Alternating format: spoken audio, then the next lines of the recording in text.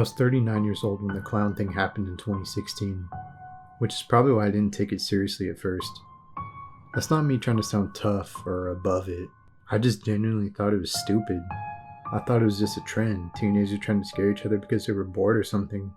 I mean, every generation has something like that, and from the outside, it always looks ridiculous. I worked evenings back then, not overnight, but late enough that I was usually getting home around 11:30 or midnight. I lived alone in a small house on a quiet street. The kind of neighborhood where everything was quiet. There's retirees, a few families, mostly people who keep to themselves. I had a routine. I'd get home, take my dog out for a short walk, maybe scroll through my phone for a bit, then go to bed. It was pretty boring, but that's how I lived. Around that time, my social media feed started filling up with posts about clowns.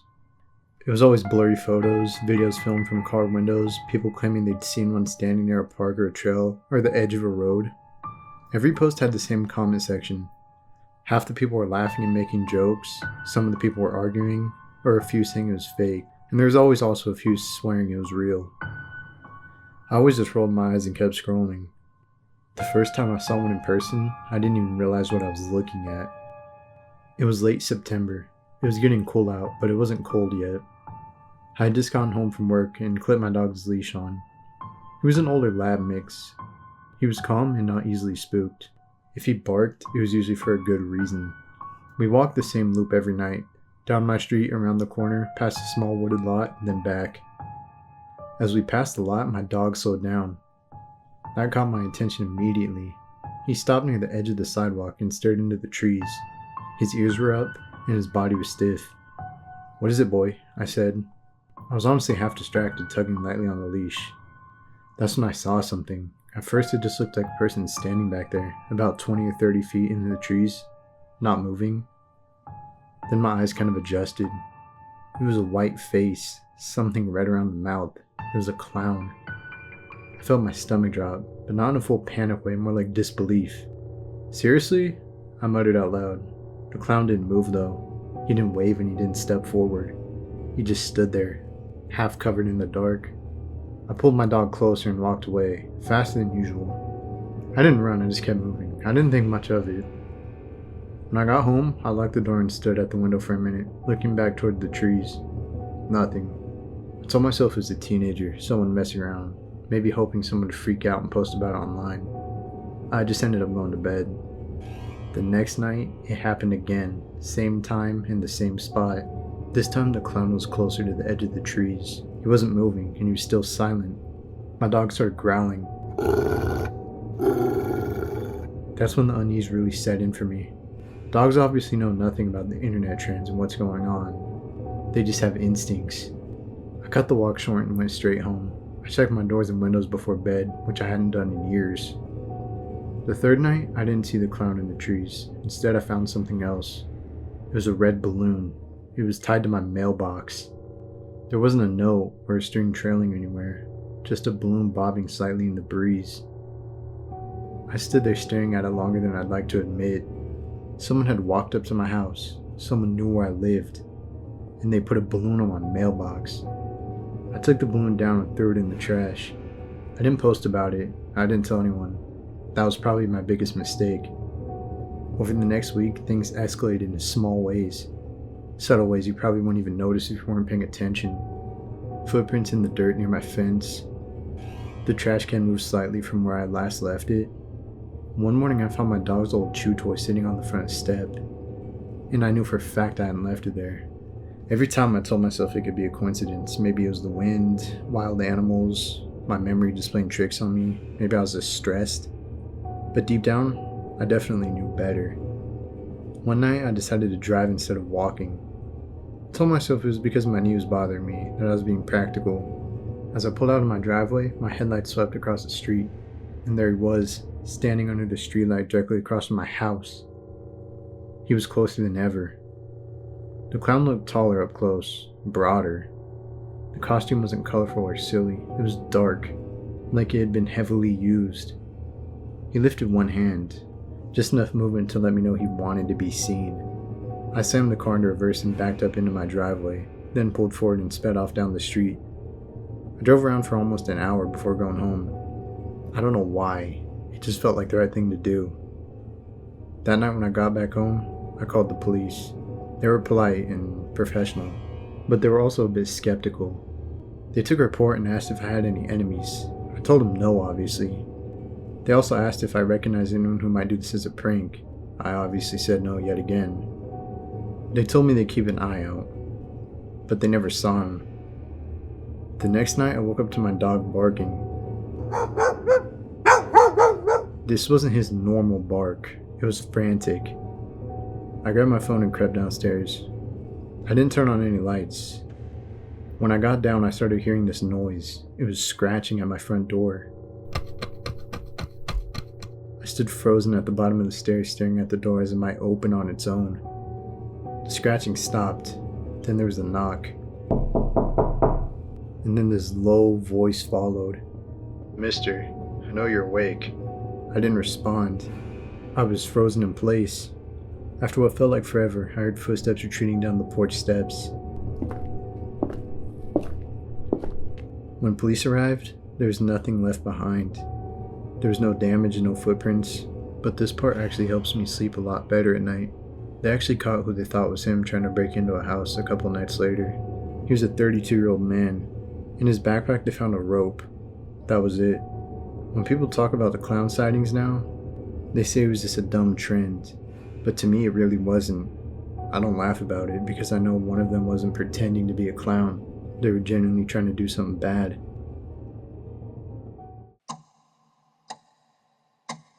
I want to be a bit clear about something before I tell this. I've spent a lot of time outdoors, camping, hiking, fishing. It's how I reset. I know what normal people look like in the woods. I know what drunk people look like, what lost people look like, what sketchy people look like. This wasn't any of that. This happened in late October of 2016, right when the whole clown thing was everywhere. I was in my early 20s, living on my own, working a job that burned me out more than I realized at the time. I needed to get away from people, so I packed my car and drove a few hours north to the state forest I camped at before. Nothing remote enough to be reckless. No deep wilderness survival nonsense. It was just a simple place where you could disappear for a weekend without cell service. It had been raining on and off all day when I got there. It was cold rain, the kind that soaks into your clothes even if you're prepared. Most people had cleared out by then because of the weather. When I pulled in the campground, I only saw 2 other cars. I picked a site near the edge of the loop, backed up against the trees. By nightfall, the rain had slowed to a mist. Everything smelled damp and metallic, leaves stuck to my boots. The forest felt heavy like it was holding sound instead of letting it travel through. I cooked, cleaned up, and sat by the fire longer than I needed to, mostly because once I put it out, it would be completely dark. I was staring into the fire when something changed in my peripheral vision. A shape that I hadn't noticed before. I looked up expecting a deer.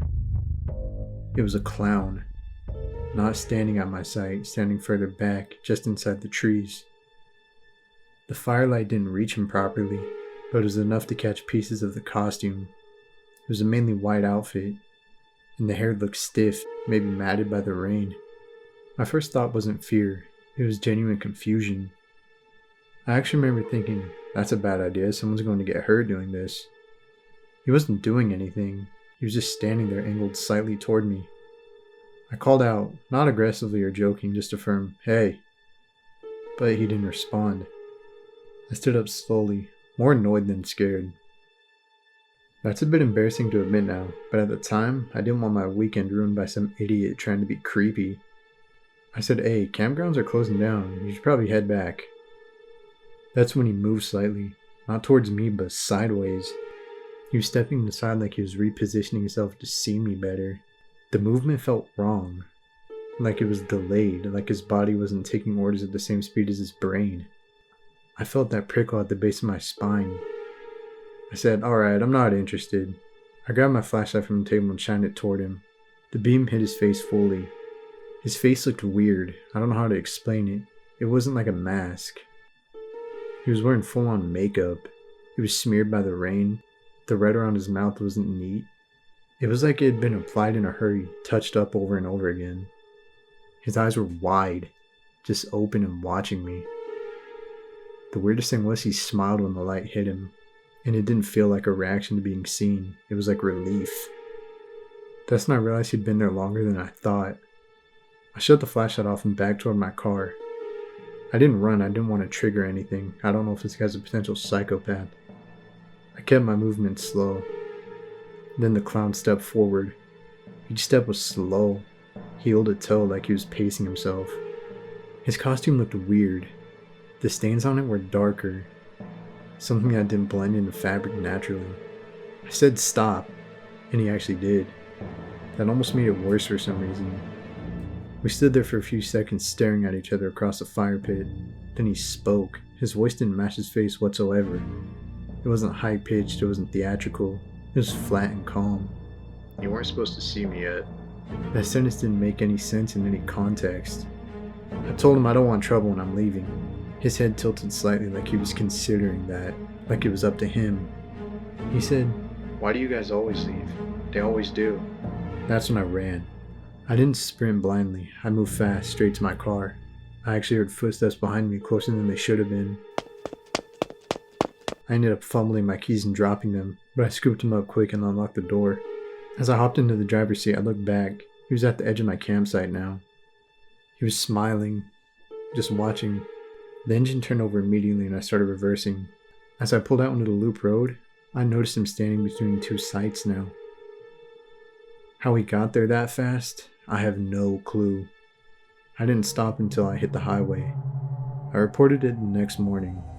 Rangers took my statement seriously enough to ask detailed questions, but I could tell they'd already heard something similar. A week later I got a call. They found the guy, living in a makeshift shelter deeper in the forest. It was something half dug into the ground, covered with tarps and branches. They found some clown makeup, some normal clothes, and food stolen from campsites. The ranger didn't give me much more details. Apparently he'd been watching people for a long time. I don't think he was a part of that whole 2016 clown trend thing. If anything, the trend just gave him permission. After that, I never camped alone anymore. I always brought a friend or a family member. I always think about the way he smiled when he realized I could see him. Like the game had finally started. It sends a chill down my spine every single time.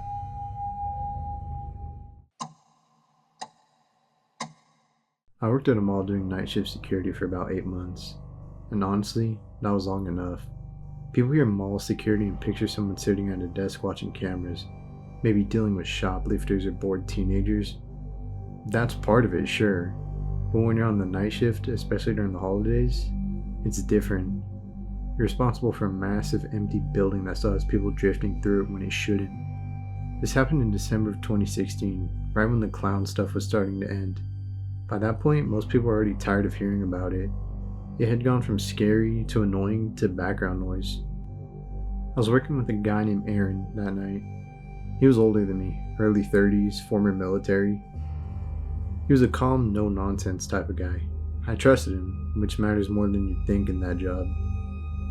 The mall closed at 9, but security stayed until morning. Our job was to do perimeter checks, walk the interior, respond to alarms, and keep anyone from hanging around who didn't belong. Around 11:30 p.m., we noticed movement on one of the exterior cameras near the old department store wing. The part of the mall that had been mostly empty for years. A lot of stores closed down there, so the lighting wasn't that great. At first it just looked like two people standing near the entrance, but when Aaron zoomed in on the camera, we saw that they were dressed as clowns. These were full costumes too, not cheap masks you'd buy at Party City or Spirit Halloween. Wigs, face paint, oversized clothing. One of them had a backpack slung over his shoulder. I remember feeling irritated more than scared. I said, "Of course." Aaron stared at the screen for a few seconds, longer than I did. "They're not doing anything yet," he said, "but they can't be here." That was a rule, no loitering after hours. Doesn't matter what you're wearing. We grabbed our flashlights and headed out through the employee entrance closest to that area. As we walked, Aaron radioed the other two security guards knowing we were making contact with these guys. The night air was cold and still. The parking lot was mostly empty, just a few cars left near the movie theater side. We rounded the corner and saw them clearly for the first time. They were standing under one of the dim overhead lights near the entrance, talking to each other. One was taller and wider, the other was shorter and really thin. He was constantly shifting his weight like he couldn't stand still. They stopped talking when they noticed us. Aaron took the lead like always. He said, hey, mall's closed, you can't be on the property. The taller clown turned towards us slowly. Up close, the makeup looked sloppy. The paint was thick and caked around his eyes. He didn't smile and didn't frown, he just looked at us. The shorter one tilted his head and laughed. It wasn't a joking clown-like laugh, more like a burst of sound that came out of him without warning. The taller guy said, you guys serious?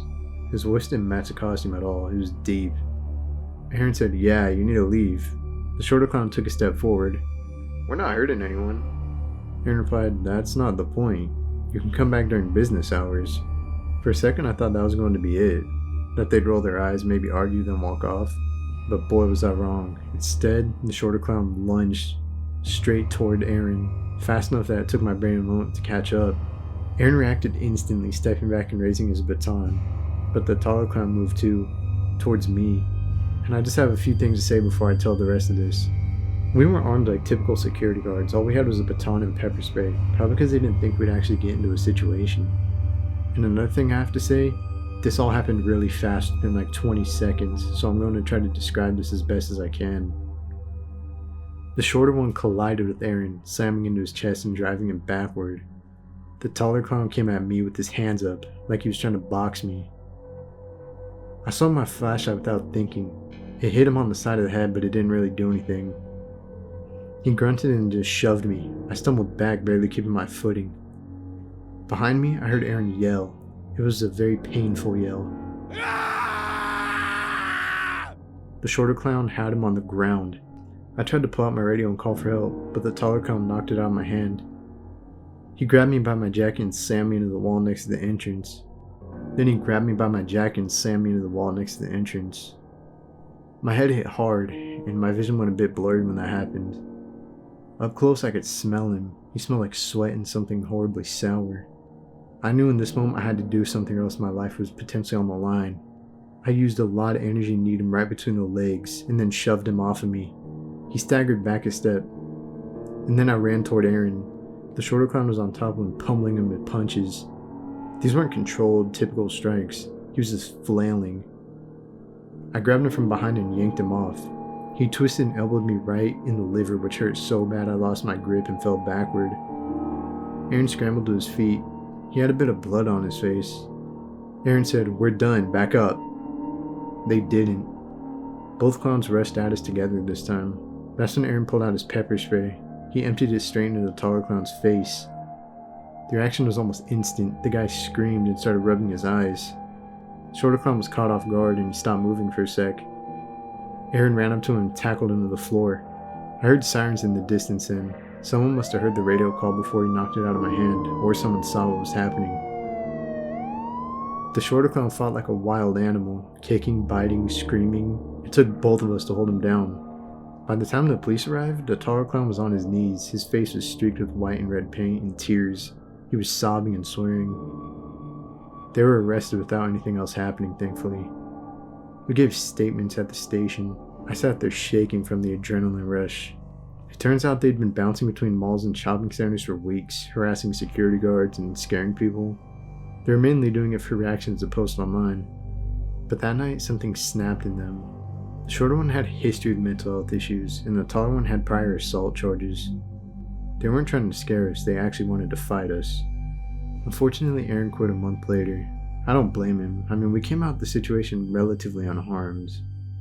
But I quit 2 weeks after he did. It just didn't feel the same without him there. I still think about how fast it went from a routine call to I might actually get hurt, or worse. And how close we were to being out there alone with no help. Whenever I see pictures from the clown sightings, I don't think about their look. I think about the sound Aaron made when he got tackled to the ground, and how easily it could have ended worse.